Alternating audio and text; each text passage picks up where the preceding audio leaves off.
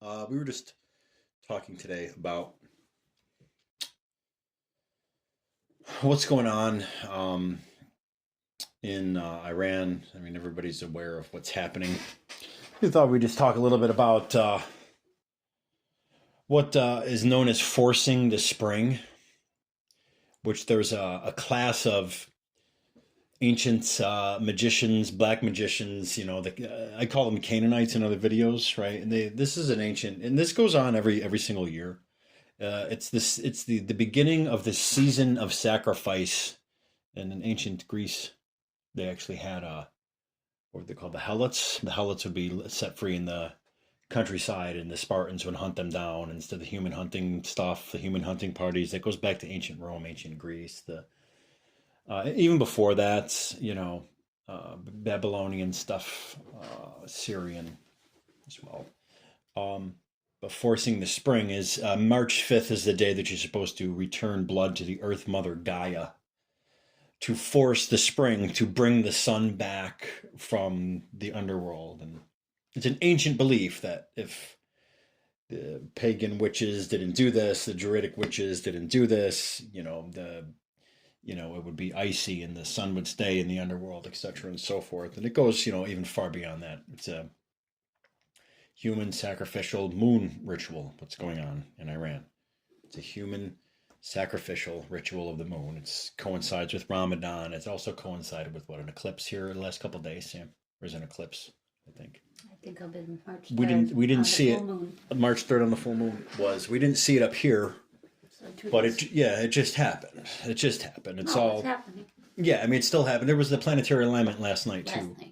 That was 6 planets in a row, and I don't know. I don't have detail. We're not sitting here with detailed charts, like charting all the astrological bodies, but we know that that's happening, and this will go on until May 1st. This will go on for a few weeks. It'll die down a little bit, and then it'll ramp up again around 420, which is the Beltane. It'll ramp up around the Beltane, and it'll go on hard until May 1st, when the summer is here. The beginning of major combat operations in the Iraq War were actually on March 5th, and then they ended on May 1st in 2003, right?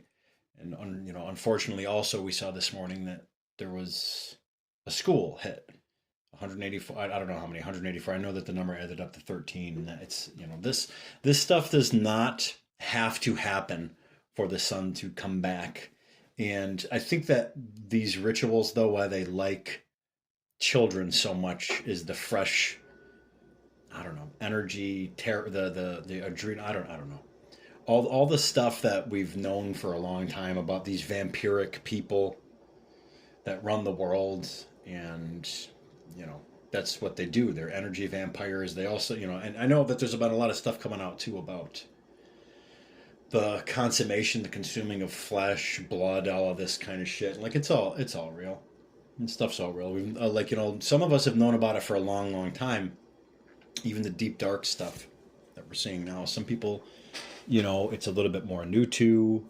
I think that at this point, anybody that would listen to this conversation here or listen to this chat, would be within the realm of, agreeing or kind of understanding like what I'm talking about here.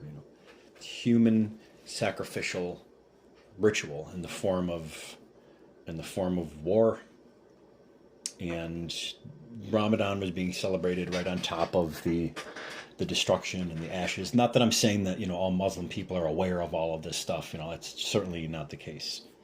But the people that are making this stuff happen, that have always made this stuff happen, they are aware of it, and they know exactly what they're doing.